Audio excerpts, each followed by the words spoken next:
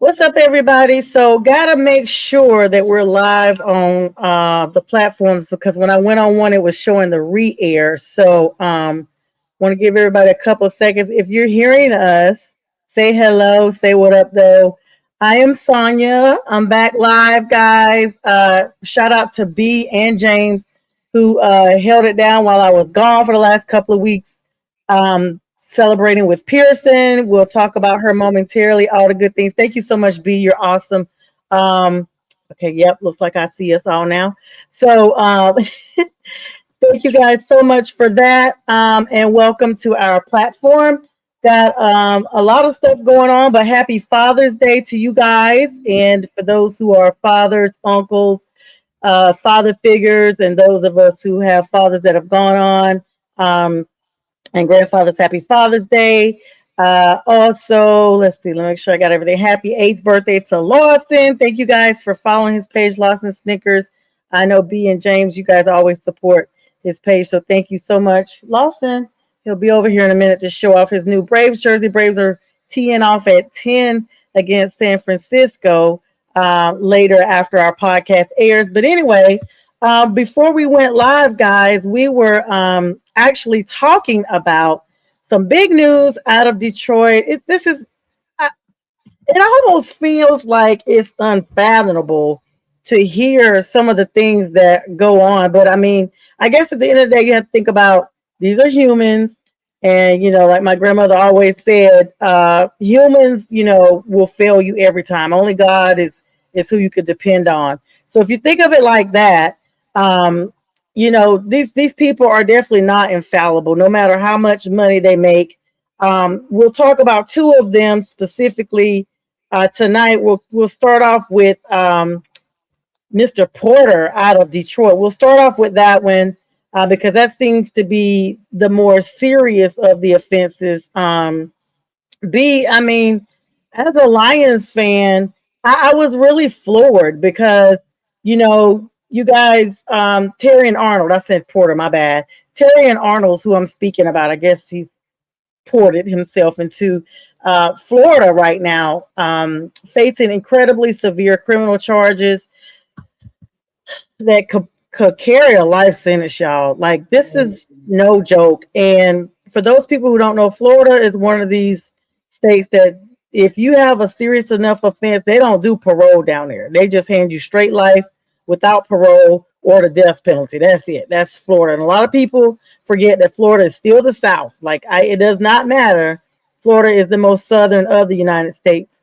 But he's 23 years old, guys, being held without bond in, go figure, Hillsborough County, which is the county I was just watching the Julio Fulio trial that they just handed out full life sentences to those guys like it was candy. They were all facing the death penalty. So I will probably be seeing Judge Rizzo real soon because they only have like two ladies down there that's always there. But anyway, this is Tampa Bay, guys. Tampa police actually 8 total felony charges, 4 counts of kidnapping, 4 counts of armed robbery with a firearm or deadly weapon.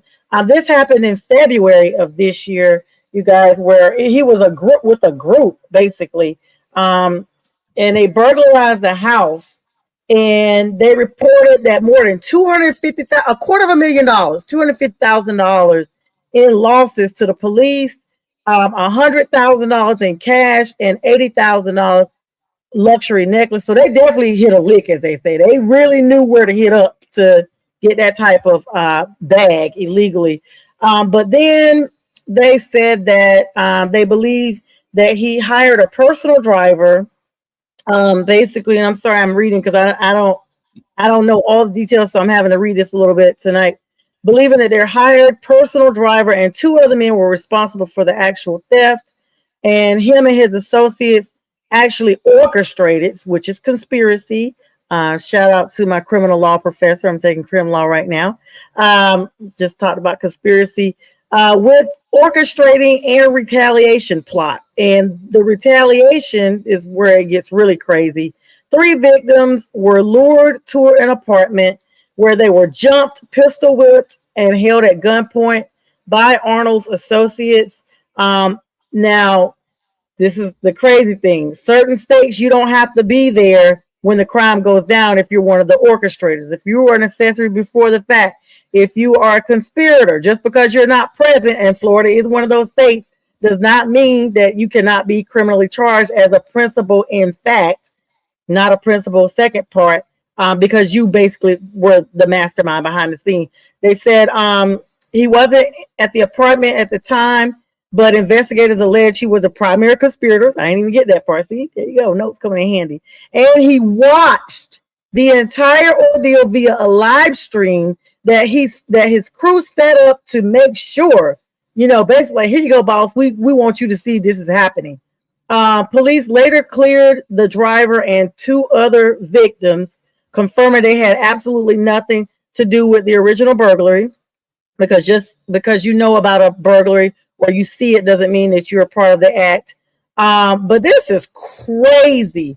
Both the league and the Lions organizations released brief statements about it, saying they're fully aware of the legal situation, but they're refraining from further comment out of respect for the ongoing legal process. You ain't got to even worry about it. He's not going to get a bond. He's not going to get a bond. So y'all don't have to speak on it at all. He's just going to fade out of existence. B, I'll let you start on this. First of all, the as they say, the unmitigated gall and the balls of somebody to go into somebody's house, and you're a freaking NFL player that are worth millions yourself. And like, I don't know, like, is this drug related? Is there something going on that we're not aware of as, people that just watch sports? No, it's just him being dumb. Like I said before we got on air, you play stupid games, you get stupid prizes. And this is exactly what Terrion Arnold deserves, because and I've seen this coming. Because first of all, he had a whole bunch of accomplices in this. And this was starting to turn anyway. All somebody had to do was get charged with something that was going to say, oh, no, dog, I can't be doing life in prison. Nope. If I'm going down, you going down with me. And that's what happened. Everybody turned on him, and that's exactly what he got.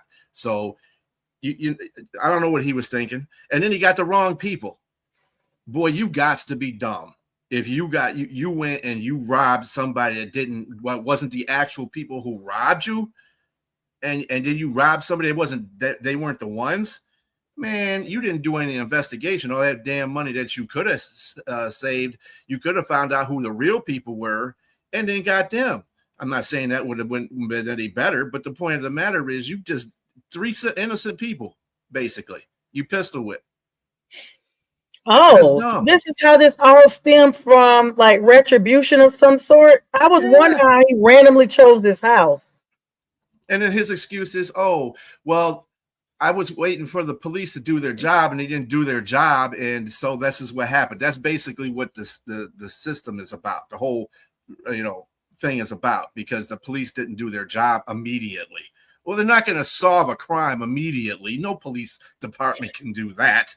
It's just, the dude just did dumb stuff, and I'm surprised the Lions haven't cut him already. I don't understand what they're saying, that they're going to reserve, wait until the process is already done. He's caught up. He's screwed. So you could just forget him coming back to this team. So just cut him and let that go. Well, due process is due. I mean, he's denying it to the fullest, he and his lawyer as well. I'm not saying he's not guilty. I'm not saying he's innocent, but it looks damning when you have FaceTime and streaming. But the thing is, I agree with you both that this is stupid, because if you're going to do something like this, you definitely don't stream anything, and you don't FaceTime anything. I mean, what does he think this is? New Jack City? I mean, what is he? Some sort of gangster? I mean, wannabe? They watch too much TV on. Right? I mean, people think and you got a lot of yes men around him. Instead of somebody just saying, "Man, this is not a good idea to do this." I mean, because I found out that Airbnb, that's what it was, Sonya. He has an Airbnb, and they were robbed there at his Airbnb. Oh. That's what it was. And so all this stuff that was in the house. He was originally a victim himself. Yes, it was his money that was stolen. Yeah, it was. I mean, his goons or whatever. All their stuff was stolen out of the house. Airbnb, basically. It was in his Airbnb. Which doesn't make sense to me. If you have an Airbnb, I heard another player online, Emmanuel Ocho. that he had an Airbnb. I'm saying, why would you put that? But they have insurance on it. You can claim that. I mean, say as long as you can prove receipts and everything else, you can get money back from. That's what's stupid about this. You And know what? so, We are gonna. I'm sorry, James. I just want to make this point real quick because I'm gonna forget it. This is the second, maybe third crime that centers around an Airbnb in Tampa. Airbnb is probably going to at some point get involved and stop allowing Airbnb to be done in Tampa because that's how the whole Julio Fulio trial started. Julio Fulio was streaming from Airbnb and he went live and the would be killers were they screen recorded and just like y'all said they give their case to the prosecutor. They screen recorded everything they did and had it on their phones that goes to your iCloud and then toss the phone somewhere. And all they had to do was go and they took pictures of the burner phones they were buying. It was ridiculous. But I'm saying this all started at Airbnb, and as a result, Sean Gaithright, one of the main shooter, was screen recording his searches of different Airbnbs with the pool in the background based off the live stream. Crazy stuff, crazy-ish. And so, yeah, James, go ahead. I'm going to say that a lot of this stems from how Gen Zs are growing up. They're growing up with the phones and social media in their hands. It is difficult for them to let that go. To not say, like what people say that this is stupid, it's usually a millennial, a Gen X, or a baby boomer that's saying that doesn't make any sense because we didn't have that in our hands. Mm-hmm. It wasn't embedded in our mindset, in our psyche, our thought process. This is embedded in, it's a part of them. They don't even write in cursive. So everything's a text message. Everything's an acronym. Everything is everything about social media. So that anything you might have, say for instance, if you're arrogant, if you're someone who's potentially a narcissist, it's going to be exponentially expanded because of social media. They can't let that go. And I mean, even if it doesn't make sense to be that stupid. And that's like Beep said, that is the most boneheaded thing I've heard. If you're gonna do some criminal activity, you want to make sure that, I mean, especially if you're the breadwinner, you are the breadwinner, most likely in your family. You're taking care of people. All this is like you got too much on the line. It doesn't make any sense. That's just totally stupid. Yes. But They give out cell phones with birth certificates now. I think they send all babies home with a brand new device. Yeah. Oh, don't forget your phone. We just want to make sure we got the name recorded correctly. Yeah, but don't forget your phone. It's fully charged. Right. And then not only are they giving the phone, they're signing the birth certificate and they're signing a T-Mobile service as well. Oh, so yeah. Go right along with it. Even better. Lifelong contract. $50 for life. I mean, but y'all, I don't know, because he's new to the league. He's new to the league. It just cannot be 1,000% generational, y'all. This has got to go down to, because technically these are our kids. These are the kids we raised. We're parents of 23-year-olds. So this is our fault. This is us three. These are our kids. Hey, I have none. You and I have none. Well, you mean speaking in general, yeah. I would have to say that is not everybody. Not everybody. True. No, I think you got to remember something. Throughout time, doesn't make a difference what generation you are. Your kids, you can teach your kids everything. The main people forget, kids are individuals.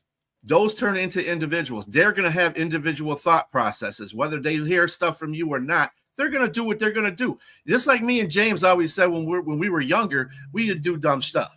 Fortunately, we didn't have clamor phones, didn't we? We would do that stuff. But I'm just saying, we did that. We knew we were brought up right by our parents, but that doesn't mean that we weren't individuals. We could do stuff on our own. So I'm not buying that either. I have to agree with both of you here. On one hand, Sonia, you're right in regards to this being like a generational thing. I mean, let's go B first. B, you're right. Almost every generation has had some situations where we've done dumb things, and thank goodness we didn't have social media in our time because it would be more exposed. But Yeah. on the other hand, they do have the social media now, and it's part of their generation, it's part of their upbringing. And unfortunately, this particular generation has been deemed, pardon that noise, sorry, y'all. This generation has been deemed the dumbest generation that's out of all the ones that we've talked about because it's going backwards. I mean, they're more dependent on these tablets. They're more dependent. They don't write in cursive. There's a lot of things that showing studies that are actually showing that it's just messed them up. What does it say? Imagine social media. So they're turning What's up, crack. Barbershop Talk? How y'all doing? And what's up, Marcus, my brother? And yeah, Woo! I mean, I totally agree. So let me clarify.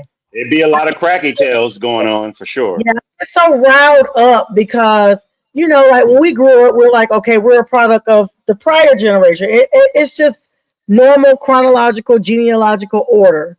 So whereas I know I had good upbringing because my grandparents made sure of that, and my dad and my uncles, and I was not raised in a two-parent household, and I still did a lot of stuff, got caught for a lot of stuff even without social media. But guess what, even with it, didn't take, I wasn't a kid that did every single thing. It was like one or two things, and that was enough for me to come on back to the foundation. Because if you have the foundation, no matter how far you stray, if you have the proper foundation, you are going to return. Just like the prodigal son, you're going to return every time. It's just like a house built on a foundation. When a house burns down, they don't dig up the foundation. The insurance company comes in and they level it out and use that same foundation because the foundation is never destroyed. And it's the same thing with what I'm saying now. This is our generation. And even though I don't personally have kids, I've helped raise my nieces. I've helped raise my nephew, especially the nieces. And I've been hands on. Everybody that knows me knows I've been hands on in every single way. Distance did not deter me.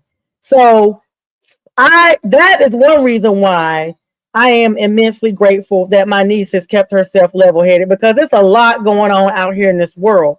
And even if she wasn't my niece, any young person out there that I see has their head on straight, that is getting their grades, that is not trying to be into boys or girls or whichever way, or trying to, everything is on live, everything is articulated. We live in a generation that everything is documented. I tell people there's no secrets anymore. I really feel, and forgive me, people, if you're sensitive about what I'm about to say, if people could stick something up their butt and film it, they would film their insides. I feel like they'd film everything. It's too much. Every time I log on to Instagram now, I'm seeing where somebody is unalive, live on TV. Back when we were growing up, they had a show called Faces of Death. You had to have show your ID to check that out. That was on VHS only, and that was not just out to the public. I saw a video this morning, and people sometimes, I guess, just don't mean to put stuff, but they do. A bride going to get married in Brazil on a helicopter, and they were filming her inside the helicopter. Why? Why publicize that captured film where that helicopter crashed 1 mile before it got to her guest? Why show that? Why show that? It is ridiculous because we've become desensitized, and I know we kind of strayed a little bit from the part, but just this live streaming thing, it's almost like bragging rights. It comes from this drill rap music that starts out. They unalive somebody and they go rap about it, and they give you the verbatim thing that they've done. And this is what Arnold is doing. If you sat up here and you've wanted a recording proof of it, well, guess what? Now that proof is in the hands of the prosecutors. And even though we want to stay innocent until proven guilty, if you see a person there, it's not about proving guilty as far as whether or not they did it. That's the thing that people don't always understand. I didn't understand it until I started studying different things. It's not about when you see a person and you say, oh, they're not guilty. No, they were found not guilty. There is a difference. It does not mean they did not do whatever they were accused of. It was that the prosecutor did not prove beyond a reasonable doubt every single element of that crime. And a prosecutor has a high burden, and they usually have about 5 or 6 things they have to prove.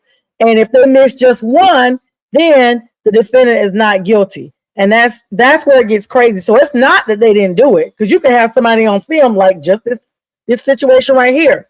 But if he has a good defense team, they'll find a loophole some kind of way. I don't know what it is, but this is just unnerving to know that you took the law in your own hands. No one as a citizen doing an arrest these days. And even if you were, why not detain them and call the police? Why pistol whip them, rob them, kidnap them with a weapon? Then you somewhere watching it. This was very premeditated. It was very well planned. And the first act of being convicted is the mens rea, which is the mental planning, the intent behind it. So they've already checked that box off right there. But B, I know you said the Lions are not making a statement. The NFL is not making a statement. They're letting everything just go as planned. And I know they are sick of it. If we as people, I know the NFL is just sick of every few months or so, it's some player somewhere that's, if they're not speeding and running from the police, they're running over people, unaliving them in their cars, or they're dealing with drugs, or they're beating up their significant others or their kids or what have you, or shooting at somebody. It's always something. And I'm beginning to think, because if you think about it, guys, we know NFL players from years. We've been watching NFL our whole lives. And I don't remember a time where it's just so much drama and law breaking at one time. I mean, we'd hear about Andre rising here, or this person here, but not all of this back to back. It's like we've talked about this several times just this year. Mm-hmm. One player per team. It's got to be messed up. That's the requisite now to be in the quota. That's the quota. Yeah. He's not, and he's not Nino Brown. He's Nino Dumb. That's what he is. I mean, I'll say this. I just think, first of all, innocent until proven guilty again. He's there. I think the pretrial deposition or whatever is coming up Monday. They're going to have it Monday, which is probably to see if he'll be able to get out on bail or not. And so I don't know, man. It sounds bad. It sounds really bad. And I really don't know what to say about this. And I don't think the NFL cares. I think their bottom line is the money. They understand what the situation is with these players. Let's just be real. You're going to have, like B said, maybe one per team, two per team. These guys play a violent sport for a living. And so I'm not going to say that this is a situation like with the Brandon Ayuk situation, like Antonio Brown, these guys having CTE symptoms or anything like that. But you have to, again, innocent until proven guilty. If he's guilty, he deserves whatever. They pistol whip these people. So that weren't even guilty of anything. Yes. Mm-hmm. Right, exactly. So if he's guilty, he's going to get some time, a good bit of time. Yeah, and then Lawson's finally over here with his Braves. Go Braves! Go Braves! Lost his little Brave shirt. He just decided to come over here. Look at a chain looking like a true Braves player, right? Jump on, Lassie. I just wanted to say, as we get ready to segue from him, his representatives are actually coming out saying, that they're dependent on, the state is dependent on, Florida's who I'm talking about, the main witnesses are co-defendants. Those are your worst witnesses, bro. Because if your accomplices have now started turning state's evidence, there's no better witness than your co-defendant. Because your co-defendant can tell stuff that they wouldn't even think of finding or looking for had your co-defendant not opened their mouth. So, and it's two of them. So and they're not going to be questioning them in the same room. So that's going to make it even more believable. They've probably already signed an affidavit. They call them proffers. When they file them with the state, it's a sworn statement that says this is what happens.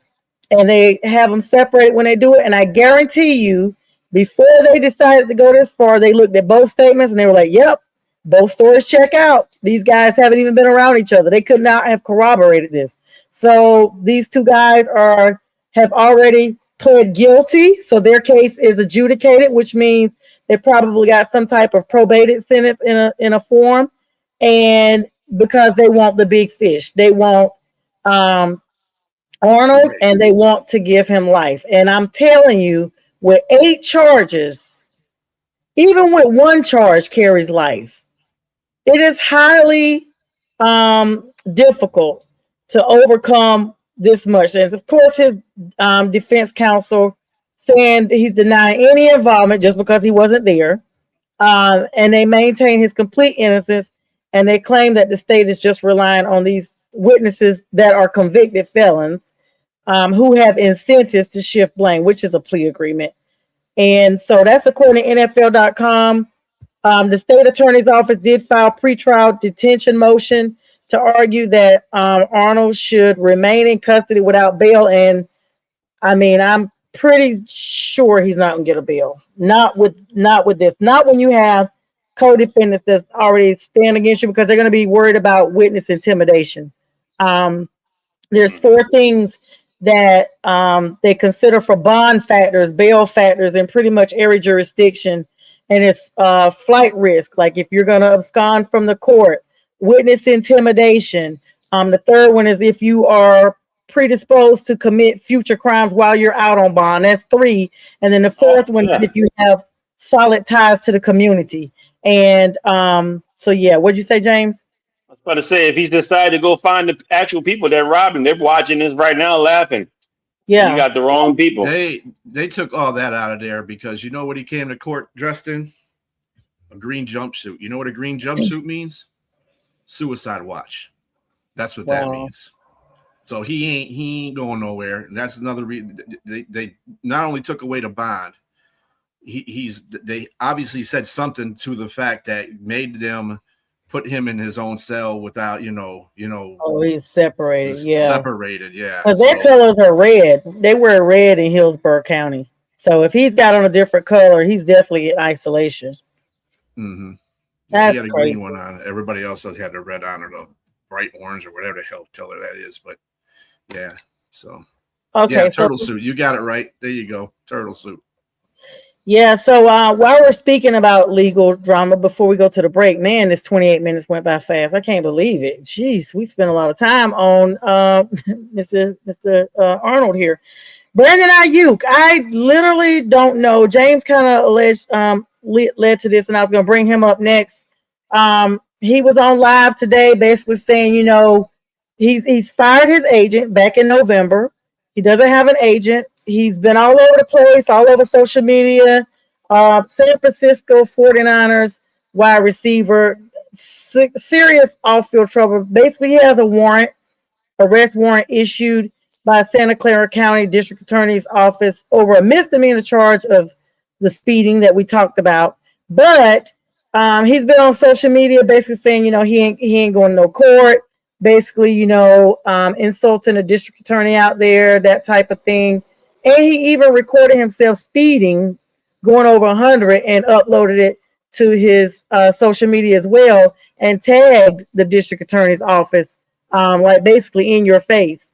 So he says he is avoiding returning to California because he thinks the warrant is still open, and he remains on reserve left squad list, stalling out potential trades negotiations when he's actively said he wants to go to the Commanders. So he's basically put up a video today or yesterday telling the 49ers go ahead and cut him so the Commanders can pick him up. But dude, you are like wanted. Even though it's a misdemeanor, now you're like snub in your face. It's just unreal. It's unreal, guys. You Bobby. He's silly. I just, hey, I don't know, man. It's Brandon Ayuk is. I think he needs that green jumpsuit, to tell you the truth, but for mental reasons, not for suicide watch. And you're gonna say, "Oh, the Commanders are gonna say, no, they're not. You done messed all that up, buddy. You messed that all up. You can think that. I'm hope you can think that, but you're not going to get hired by them either because you just done messed all that up. And then all this stuff about you drive, one on every team. You know what I'm saying, James? One on every team. We just had one on Atlanta. He got cleared, though, fortunately, because he's doing some programs. But other than that, it's like I'm just waiting for the next team. Man, look, Brandon Ayuk is he's not a special case, but I mean, maybe he is a special case. I mean, I don't know, in more ways than one. I just I don't understand it. I mean, this we talked about this guy last year, giving up $27 million, and I knew something was off. I said something's not right. There's Yep. no way anybody coming from nothing to something, and you get a 4-year, $120 million contract. You just got to show up to the meetings to show that you're there, and you make your 27 million, and you can't do that. Something's off. Something's not Mhm. right. And the driving by the the stadium 100 and plus 35 miles an hour, and the weird videos and saying you got the 49ers money, and you only got 50 million or whatever. I mean, that's a lot of money, but I'm just saying you dropping the rest of it. Obviously he's mad about the 27 million, and just stupidity, just saying you're going to go to the 40, I mean to the Commanders if they let you go. I mean, this is a billionaires club. These guys are in cahoots to make sure that the billions stay within the NFL. It's you against them, homie. And I'm gonna tell you right now, you're not gonna win. You're not gonna win at all. The way you're playing yourself, he might have just played himself out of the league. He might. I mean, speaking of somebody else, might have played himself, never even got to the league. Brendan Sorsby, that's a whole nother one, another situation, and that's a Yes. segue. But this guy, I mean, I don't know, man. And it's unfortunately it's a waste of talent. Brandon Ayuk is a very talented wide receiver. He is a reason they paid him a lot of money, even though he wanted more money than that. But he got 4 years, 120 million. That's 30 million a year. I don't know what to tell you. I mean, if you getting that, you weren't number one, but you're very good. Who was it? It was George Kittle was interviewed recently saying he right now that he was at some maybe like about in the middle of this past season. Brandon Ayuk was somewhere they clocked him at 22 miles an hour. He's like, wow, he's still definitely running fast. But then he said afterwards, it's like, good luck with that. That could be taken any kind of way. From what I understand, it's just like I guess any team that wants to take him up, he's saying good luck with that. And George Kittle don't say nothing bad about nobody. He stands up for all his players, and for him Right. to He say really that, does. He really does. it tells me that there's something going on more to it.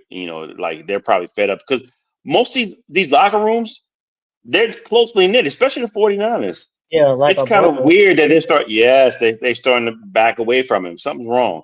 A lot of the old 49 players are saying something too. Dante Whitner and some other guys come out saying things about it. It's even what's his name that played Very there after nice. he played. No, Legion of Boom, Richard Sherman. He Oh, said sure. something too. He played with him too. Sherman said something too about it, and it's just like, nah, something's going on. So, I, and my thing is, hopefully somebody can get to him because he won't let nobody get to him. Nobody has really been able to do like wellness checks and get next to him and just say, "What are you doing?" That kind of Sherm thing. Reach may out. be able to. I mean, y'all know he held up his whole family. So my thing is like, Sherm, if you're not saying something that you can assist him, you don't need to say anything because we watched your whole in-laws get held up in the house by you. And you were able to bounce back clearly, thank God.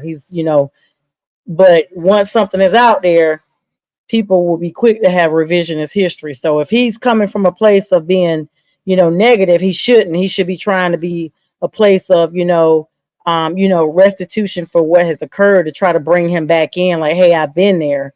But I don't know. I'll have to look at that. That's really wild. And then you talk about Sorsby. I mean, this dude is banned from the NCAA, like, period. He's banned from everywhere right now, even the Yeah. CFL. B, you mentioned that a while back. CFL Yep. came out and said he is not coming up here either. And so, I mean, because they got UFL strict rules. might be yes, they got, and that's what they alluded to saying that. They said none of our teams will be going after him if they're thinking about it. They can't do it. It's We just crazy like because he was betting in college. Like this is what I'm saying. Technically, in college, everybody's a kid. You just get involved in all kind of stuff. But they said he had over 9,000 wagers, totaling like $90,000. He had like 40 bets on an Indiana football game while he was a freshman on their roster. And even though he didn't specifically play, he was on the roster. And then he went through he had like a medical loophole, a little bit, a legal and medical loophole, because he did go into residential treatment for gambling addiction. And then he turned around and sued the NCAA and actually secured a temporary court injunction where they could not freeze him anymore, and it allowed him to come out and play for Texas Tech in 2026, and that's where we saw him again. But then, after national backlash coming out, and a bunch of conferences and people coming out, it's always the witnesses like, "Hey, but didn't you?" Now it's like, okay, the NFL's like, let's go ahead and get ahead of this. Wasn't there a team that had said he could come and like play with them for the summer or something, like tryout or something? I thought it was the Ravens that said that at first. Yeah, it was. And now, Ravens that said that at first. Yeah. Yep. And all of a sudden, it's a wrap. Merry Christmas early. And the NFL actually notified all 32 teams and Sorsby that it will not hold a supplemental draft for him. And they noted that he filed a petition with insufficient documentation when he tried to come out the NCAA litigation. So I don't know if this dude just don't have a good lawyer or he's trying to represent himself and save money. But they said he's basically the big thing is he's not taking accountability, and they were willing to like kind of overlook some things, but his actions since this all has happened and continues to occur is his lack of quote integrity and accountability. But he's going to the 2027 NFL draft to try entering the league then, but he's banned for this year. So Mike Florio, a former lawyer or current lawyer, I believe, but he's still he's on the NFL NBC. He said there's currently nothing that indicates that the NFL should have done what they've done to not hold it. For what they're saying, the reason why they said they weren't going to hold it, there's no rules in the CBA. And so he and his lawyer are actually going to likely try to file a suit with the NFLPA to try to go against that. So just be on the lookout for that. So I think they may try to get him, or they may force the NFL's hand. It's funny you say that. Yeah, ain't gonna force the NFL's hand. That's the Shield. You ain't forcing the Shield's hand. The Shield has made their decision. That's it. They said Sorsby's attorney is actually Jeffrey Kelser. He publicly slammed the NFL and the violating of the CBA and antitrust law, and that they're promising to pursue immediate action alongside the NFLPA. This is like as of right now. This just came out. And they said as it stands, one of college football's most prominent quarterback transfers has been left completely sidelined with nowhere to play for the upcoming season. But I think they thought they made a concession by telling him he could try out in 2027, which is still not a permanent ban, but it's just for now. But his lawyer's like, that's not a concession enough, and we want him in here this summer. So they'll probably file that maybe tonight because, it's always work going on. I'm going to tell you something about the NFL and how much of a tight-knit community they are. Okay, so say they win this injunction and he's able to play on a team. Nobody's going to get him. You don't want to know why? Nobody's going to draft him because he's going to be blackballed for a year. I guarantee you the CFL in Canada, who is totally separate outside of the NFL, I guarantee you the NFL commissioner called their commissioner and said, hey, buddy. And they were like, yep, don't worry about it. We ain't got it. And I'm telling you, the UFL is going to be next. The UFL is going to be because that's direct product. Yeah, it's the Rock, right? There. that's a direct product of the NFL right there. So they're definitely not going to have him on there either.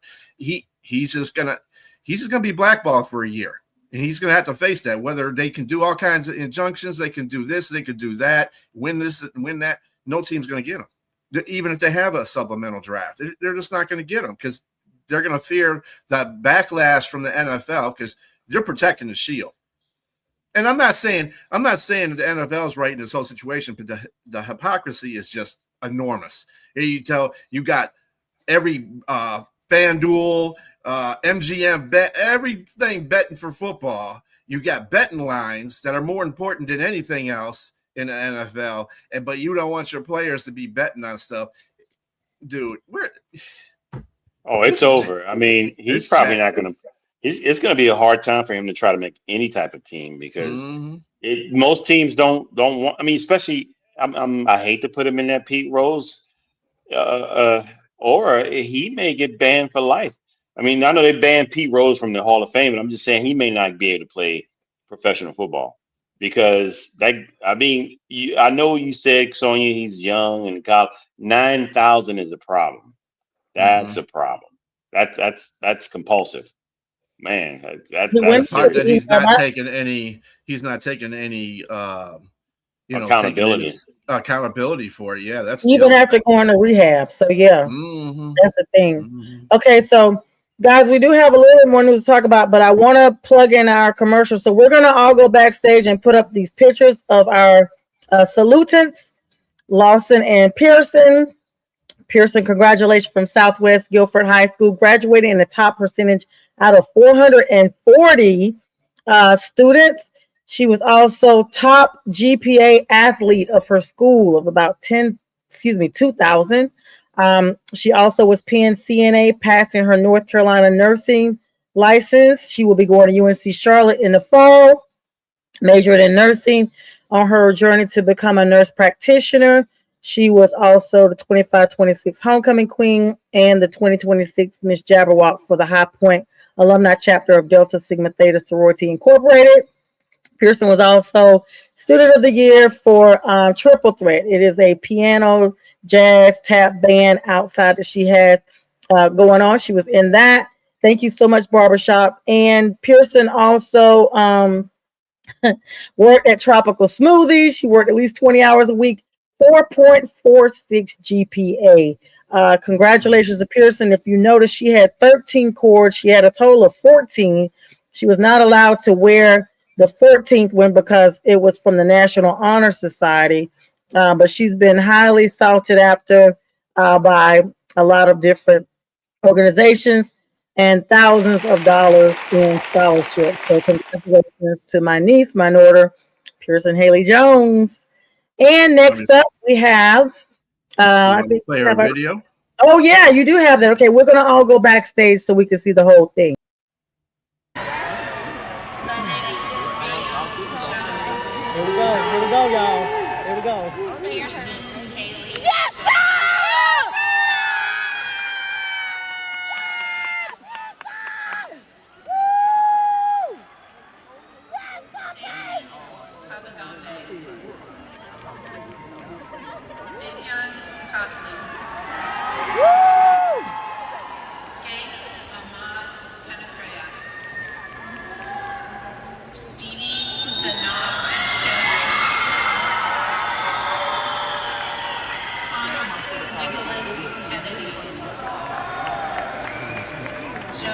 Alexander Kennedy.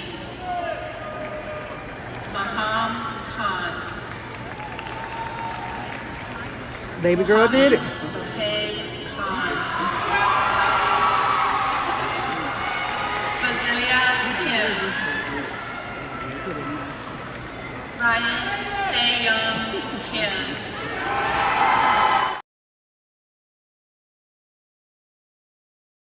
The hell? She put us backstage. Is what happened. You gotta do that. No, we gotta put Lawson's pictures up. I know that. We got that. We can do that too. We're still if we're still on stage, we're still visible. And I'm trying to get the whole. Well, let me say this first, though. This is how you graduate with your class. You walk across the stage, ladies and gentlemen. You receive your diploma. You look and wave at whoever it may be. Walk off the stage, sit down. No twerking, no splitting, no nothing, no dumb stuff. Bull s. He just did Yes, that's fine. That's perfect. That's just what you do. yes. That's classy. Come on, man. That's just what you do. Congratulations, Pearson. You Thank you deserve the guys best, so much ma'am. for supporting her. Thank And y'all on so top of much. that girl was wearing them. She was wearing them ropes like she was in the military, wearing a whole bunch of medals. Man, I didn't see nobody else but her with all that gold. She literally had the most ropes out of her entire class. She said, "Yeah, you're ridiculous." She said that the teachers came over and was like, her chair should have really been by the stage because her name was called in every single category. Mm-hmm. And she made school history because she was the first to be literally decorated in every single category, all across the board. She was also played basketball. She was co-captain, track, band. When I say everything that a female could participate in at that school, she participated in and did it well. Kudos to her mom and dad, JT and Anissa Jones. Shout out to both. Yeah, they are actually wrapping up their family vacation right now. I can say it because they're almost home. I'm so excited that they took their first family cruise together. They sent me a picture yesterday from the DR, looking happy and everything. So, well deserved, and I couldn't be prouder. I have all my nieces are wonderful, but Pearson is the one that I've been the most hands on in because she's my baby basically. She's 18, and so now I told my sister Kelly. She has my youngest niece that I'm about to just go vulture style on her now, since Kamari is gonna be 8. Right. Yep. There you go. All right, so we'll pop up Lawson's birthday pictures real quick. Happy birthday to Lawson, big 8, big 8. That dude is tuckered out. Yeah, man. There he is with his 8 cupcake. Uh-huh. And this is him before anything. Those balloons were no joke to blow up. Oh, I forgot Pearson's other picture. We had that one up there already, but Is that the one? There was another one. Okay, I guess. that all was right, I it. think Yeah, this one once you gave me. All right, we'll take us to commercial B. We'll be back, guys, in about 51 seconds. All right.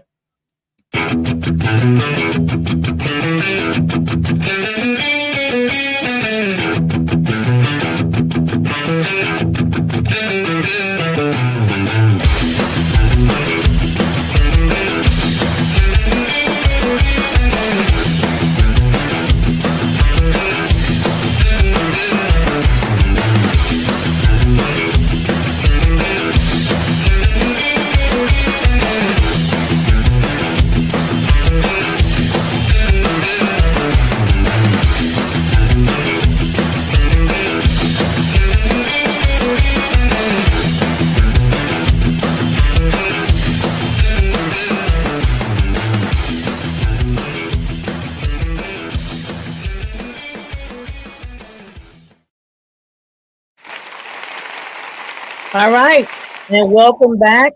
This applause is never long enough. Welcome back to the second half of our show. Y'all, I had to hurry and run and get my cord real quick. That thing, literally, my laptop almost died. I was in a meeting earlier.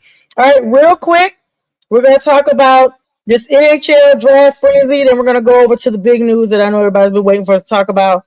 2026 NHL entry draft. By the way, haven't been on a platform with you guys since my Canes won, but shout out to my Canes. And shout out real quick to the Duke Blue Devils. They're the first team in NCAA history to win a divisional title in all categories: women's sports, men's sports, and now the football, the basketball, and the baseball as well. So congratulations to Duke Blue Devils. I don't always get involved in anything other than their basketball, but we are doing it big. So congratulations to them. They made NCAA history today. But now back real quick, the NHL draft frenzy. Pavel Dorofei is going to the Rangers, guys. New York Rangers actually acquired him from Vegas Golden Knights, the losers, the ones that just lost the Stanley Cup to my Canes, guys. They're getting rid of people already. They're not happy. They're took that L. So They are shopping people out left and right. So they shopped him on out today, and excuse me, shopped him on out today. My voice is jacked up, and he's going now over to them. And then after that, you have none other. Can you guys still hear me? Mm-hmm. Okay. Anyway, he got picked up for a 26 pick, third round pick, and a conditional 2028 first rounder. The Rangers are actually locking him in with a massive 7-year extension. Kudos to him. And Brady Takachuk, the aftermath and Ottawa moves following the blockbuster trade of Captain Brady Takachuk to the Florida Panthers, which was a shock this week. The Ottawa Senators have stayed highly active, acquiring forward Andre Burakovsky from Chicago. Y'all know them, the Blackhawks. And goaltender Samuel Urson from Toronto. Now, additionally, JJ Peterka is going to Boston. The Bruins actually acquired the winger JJ Peterka from the Utah Mammoth in exchange for, you guessed it, 2 first-round picks for 2026 and 2028. B, you got anything extra on the NHL before we move over to the big NBA news? No, other than that, the Kachuk brothers are back together again in Florida. That ought to be interesting since Florida didn't do very well this season. Toronto's making some moves. I think Toronto, this is going to be Gavin McKenna is one of the best players. Well, obviously, he was the best player in the draft. They grabbed him number 1. So we'll see how he fits into the lineups here for Toronto to get them back in the – because, Toronto hasn't won a Stanley Cup since 67. So that's a long time. It's a long time. So they got to get their stuff together. So, yeah. So, okay. Well, and MLB news, the only team I care about, the Braves, are playing at 10 o'clock. I told you guys that earlier. Y'all got any MLB news y'all want to add in before we get to the big news? I don't really have any. And as you hear, my voice is trying to go out on me. So, no, not really any big news going on. World Cup, I mean, USA lost to Turkey yesterday, 3-2. Yes, in LA, in the FIFA. Atlanta is holding games tomorrow. I am not happy that I have to drive downtown for a meeting. I'm grateful to be a part of that, but I'm like, y'all could have made this meeting virtual. They had one today, they made it virtual. Knowing that these people are going to be all over the city tomorrow is insane, but that is going to kick off tomorrow night, actually at 7 o'clock. So hopefully, if you were going, I was going to say you're a baller because the tickets are for the cheapest seats, I believe, are $5,000. Let me tell you something though, James. This was crazy. I don't know how they did it, but I have 2 classmates that went live inside of a game. So you mean to tell me that they were both in the nosebleed, but you mean to tell me they paid 5 stacks? Not initially. The game before, my doctor that I work for went to one, and he told me they had really good seats, and they paid like he and only his son, they paid $3,000 total. So and yeah, and so doctor balling like that, but he was even complaining about the next game though going to be in Atlanta. I think it was something like semis or something like that. Yeah, because now this is like the semi down to the last round, like Team K or something like that. I was reading up on it yesterday. And he said the cheapest, the nosebleeds were $5,000 a piece. Well, right now the United States' next game is against Bosnia. But see, they're playing theirs in LA. The United States are playing all theirs on the West Coast. This Bosnia's was like kicking butt. Bosnia's kicking butt. Yeah. The United States is 2-1, by the way. Canada is 1-1. I'm just saying this because of the North American teams that are hosting all these games. Mexico 3-0. Good job, Mexico. Good way to represent. And France is now 3-0. One of the go-getters for winning the World Cup. So they're up there. I think Spain is playing today. I'm not sure if they are. And Spain is winning right now, and they're winning 1-0 over Uruguay. That's 90+2. Don't get me to explain the times on these soccer games because I don't know how they work them. But Spain is winning 1-0, so they are going to get back into the win count and get. They can be 2-1 too because they're on top right now. Cabo Verde is playing Saudi Arabia. Tied right now 0-0. And let's not forget about Messi. Messi is the GOAT. He's a goal of the World Cup too. He scored every one of Argentina's goals, 5. Yeah, he is. And he's the first player ever, I think, to score in every World Cup that he's played in. I saw that. I saw that. that. Scored the most goals ever in World Cup. Yeah, he's shout out to whoever his conditioning coach, because he definitely is, he might have a career. There was a was it the Panthers that signed a kicker that used to play for one of these soccer teams as a kicker, and I was like, yeah, that makes a lot of sense. Excuse me, I think that is our actual kicker. If not this season, a lot of teams when they get kickers, they usually get kickers that are either rugby kickers played in Australia or soccer kickers now, because those guys can, kick the ball. Kicking the ball high and over a crossbar is just something they have to adjust to. But soccer players got strong legs, and they can kick it. Rugby players do too. So let me agree with Yenzer here. Look, I'd sooner watch bread mold before I watch soccer. And that's probably never going to happen because bread doesn't mold anymore. I don't know. I just not into it. It's hard. Let me ask you about that, James. I know this is not. I noticed I had some bread, right, and I was wondering if it was like, what is that? I had some bread on the top of my microwave, right? Real talk. I've had that bread since I just threw it out. I had it at least 2 or 3 months before I forgot it was still up there. I opened it, feels soft. There's no mold. What is going on? I thought it was just special bread. I was like, what is happening? Just read all the ingredients. That should scare you. And I mean, you can take a French fry now and leave it under your seat for a year, and it's still going to be a French fry. And you probably can still chew on it. I found one in my truck, so that is definitely true. But look at McDonald's; they put their stuff on display.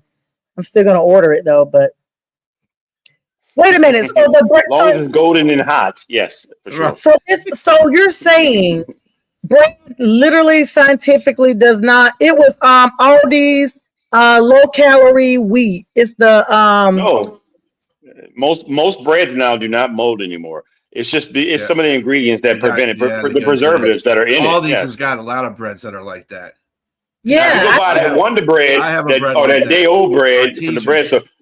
Yeah, that's why the bread stores don't exist anymore, because you're supposed to buy this stuff when it's like a day after the expiration date. There's no expiration date anymore. Yeah, you can just. That's what I was looking. I was like, "Where's the date on this bag?" And I was like, the only thing I could think of is I bought this at least 2 months ago, so I'm just gonna throw it out. But you mean to tell me I could have still eaten it? Yeah. See, we got to say this for your show tomorrow. I mean, or whenever your show is, we got to have topics like this on your show.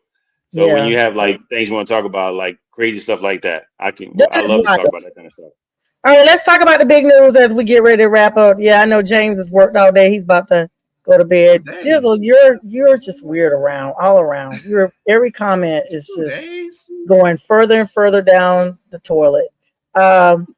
LaMelo Ball, but thank you, Yenzer. You're always engaging. LaMelo Ball, guys, I was devastated. Oh my gosh, I literally just bought a Ball shirt for him like a couple of months back. When the Hornets, you saying that trade is balls? They traded his balls. We are devastated in Charlotte.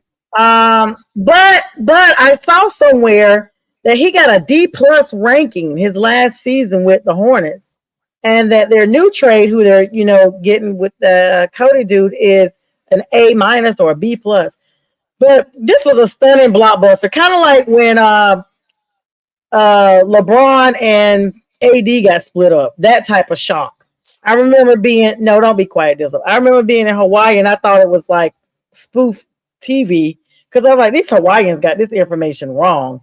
But it was real. The AD and LeBron was going their separate. Was it AD and LeBron? AD and Unibrow, him.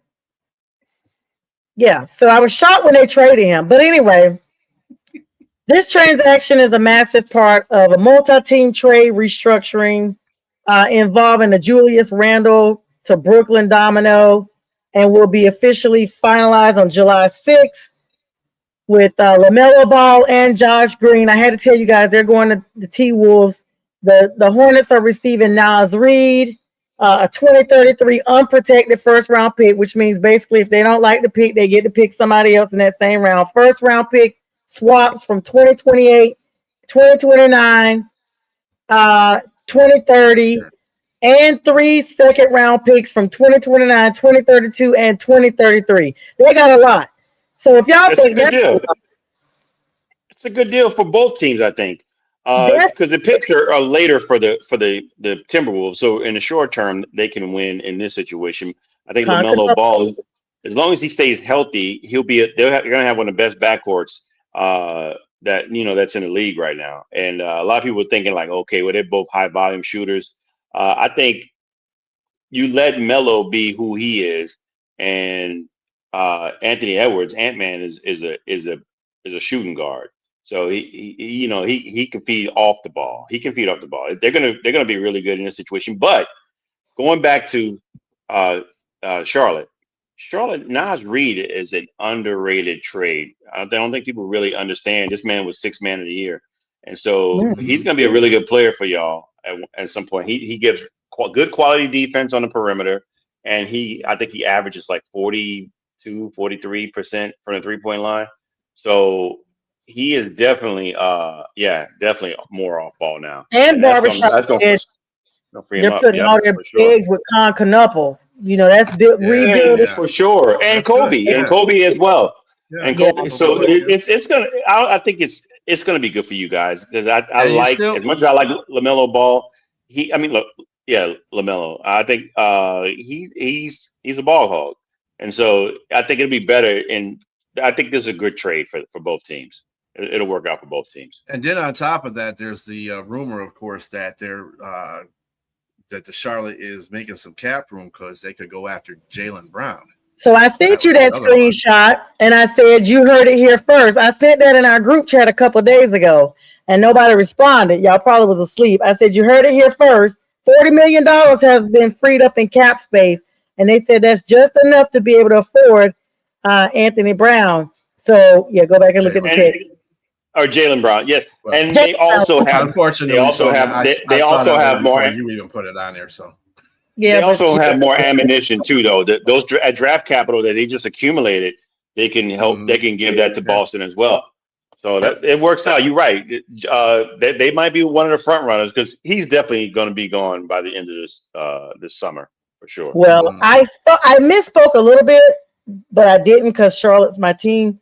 I really should have given the analogy of the AD trade to this next conversation. Wimbyama, you guys. That was I'm still in shock that actually happened. Yeah, they did give him a new contract. It's like 70 million or something like that. I saw today. They went all in on him. Yeah, they have Um, enough assets. yeah, the Wimby guys is the big news. Forced to carry major physical burdens, playing up to 44 minutes in crucial games. They're getting a lot of draft over there with Wimby. Guys, I'm misspeaking. I'm talking about Antetokounmpo. My bad, guys. Yeah, That's Giannis. the big trade. I'm Yep. thinking about Wimby because there was this video I shared with James about how he was acting at the presser. But I'm talking about Antetokounmpo. That is the one that I was not expecting Giannis to be the big trade. And so now those people are paying for a minute. But look how many players Miami gave up. I mean, Tyler Hero. I They mean, gave up a Tyler roster. Hero has been there forever. Jamie Jaquez Jr., Khalil Ware, like they gave up their whole front. Kasparis, Jukanas, they gave up their whole front. A whole bunch of their starters to me, just for Giannis and Bobby Portis. Now I know y'all probably like just four. That's a big haul. Plus they got a 2026 number 13 overall draft pick. They got a bunch of picks from 2031, 2033, 2030, and 2033, 2 rounds. But they're saying, like, look at Bam. Bam is about to be set up. Bam and Giannis, Miami, we may see a glimpse of the LeBron days with Dwayne Wade and I always call the guy T Rex. What's the guy's name that couldn't play Chris anymore? Bosh. Yes, Chris Boss. As soon as I said T Rex, you knew who I was talking about, didn't you? Because he played for the Raptors too. Yeah. Oh, did he? Yep. No, she Wow. means the Playing way for he the looked. family. Yeah. Playing for the family. He played for the team that he looked like. There you go. Yep. Oh my God. Terrible. Oh, wow. That's a good impression. Sorry, Chris. Sorry, Chris. No Hope harm. you're No harm well. done. So Giannis is in a good position, and I think Bam is in a good position. They just need a few players that they can add on to that mix, and I think it's probably with their where their cap is right now, and the amount of money. I think they're on the first apron or something like that. They're going to need minimal players, and I think a lot of the players that they let go, they sent to Milwaukee, they can be replaced. Those are Yeah, all it's, replaceable he players. thinks he's gonna be fired though. I mean, I agree. And they are considered to be a team also that maybe might trade Bam for Jalen Brown as well. So What? they You potentially, know, yeah, they said Boston was getting their money together to try to get Giannis when they got outbid or whatever. They were they saying try that to they were trade. They were packaging. going to trade Jalen Brown. Well, I want to ask And you two while first we're round talking draft to you, picks. James, right before I get to UB. Why? I mean, no shade. Why is Zion Williamson still continuing to be able to be a Pelican? Like he's just. I was looking at how many games he's played versus how many games he hasn't played. This is maybe the tail end of time for the Pelicans to get something out of him. Like if they trade him. Well, because he still has talent that, and they're finally trying to build around him. I think Joe Dumars is there, and he's only Well, had him for one season. He's only had him for one season, so I uh, think he has a plan to be able to utilize what he can out of him. And I'm pretty sure they sat down, and also you can see his demeanor. He's matured a little bit, and you can Mm-hmm. see that he's actually bought in. He's bought in. So that to me that tells me that when you have a player that's able to change his mindset, and obviously mindset meaning stop being lazy, stop you know going to the drive-through 2 in the morning, eating all kinds of things, Beignets. yeah, donuts, all kind of stuff, burgers, and people recognizing you. You got to sit. Remember the movie Police Academy when yeah, Big Bubba Smith had to learn to drive Hightower, and yeah, they were in a Honda Accord. He took the seat out. He had to sit in the back. yes. That to me, that's probably what Zion was doing when he was going through the drive-through. He probably, all that as big as he was, that boy looked like he didn't have no front seat. He was sitting In in the the trunk. second or third row. Yes, but that being said, I think that they've done some really good things with the players that they've accumulated, and they may trade too as well. Jalen Brown or Ja Morant, who's a good friend with Zion.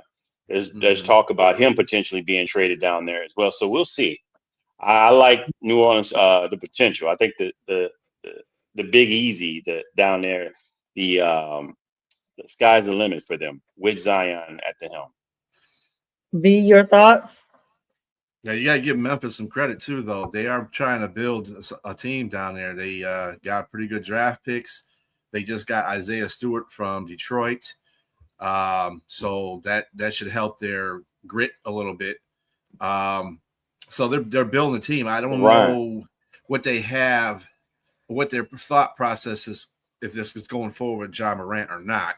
We'll have to find that out, in the upcoming months. But if they can get him to stop being pistol happy, Yeah. he might have a chance there. That's a bad combination. Him in Miami, I just oof.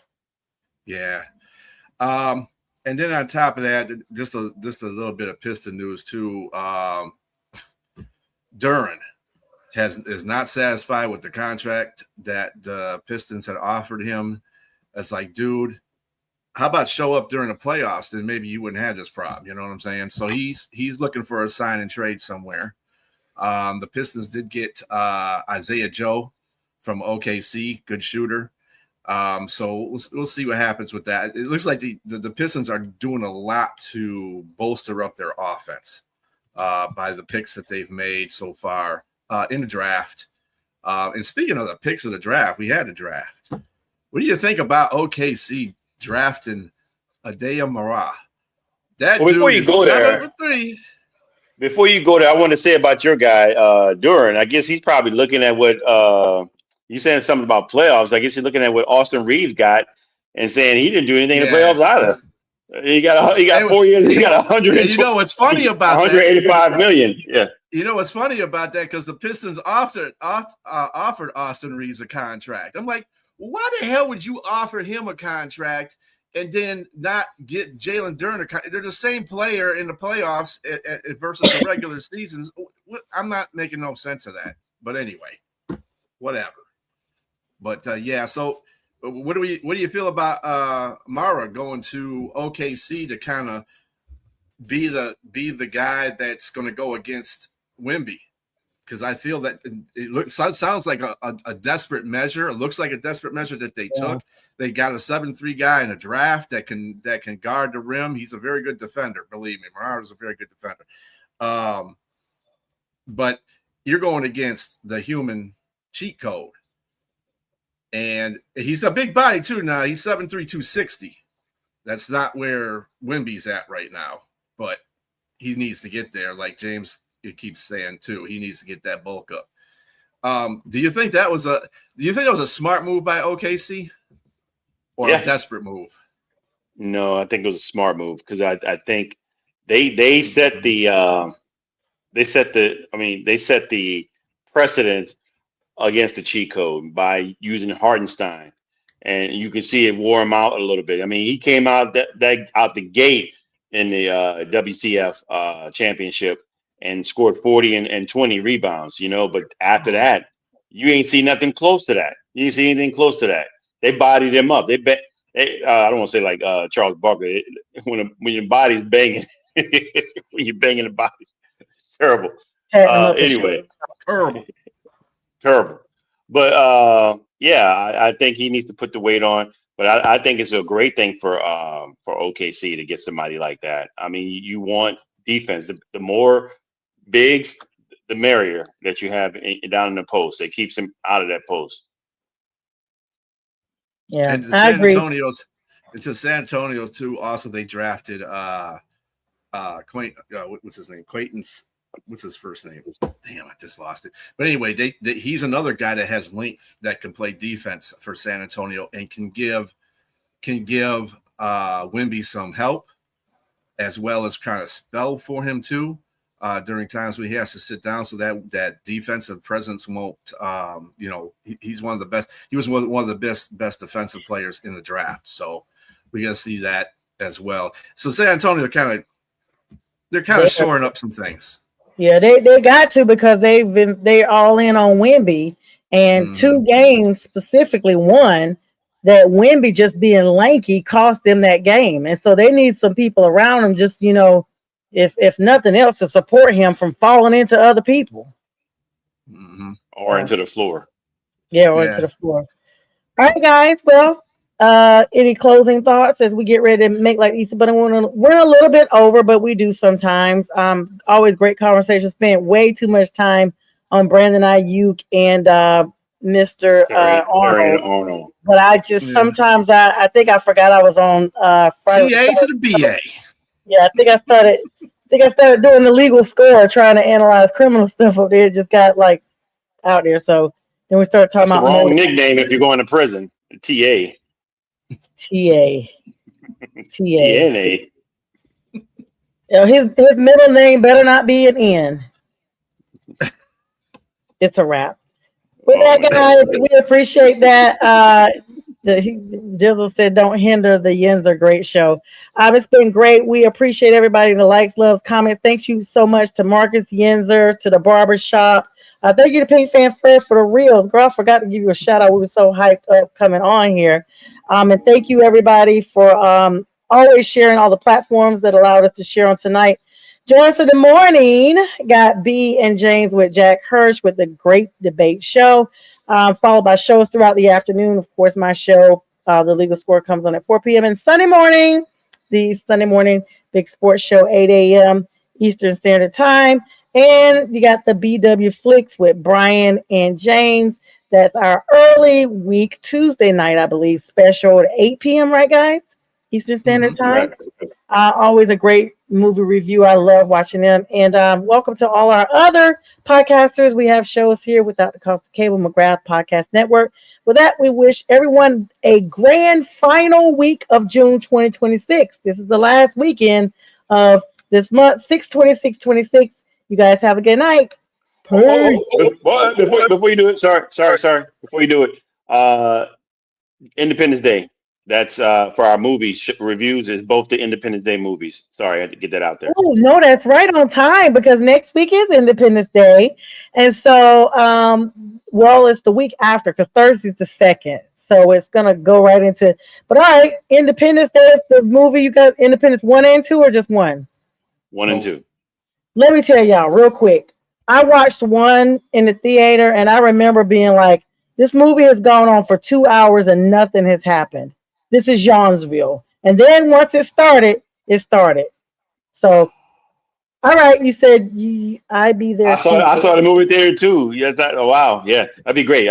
You should join in the show so we can talk about it then. I'll be in class, but I'll try to make sure I'm there. But yeah, guys. So all right, enjoy this 6/26/26 finale weekend, and we'll see you guys tomorrow morning. Have a good night. Peace.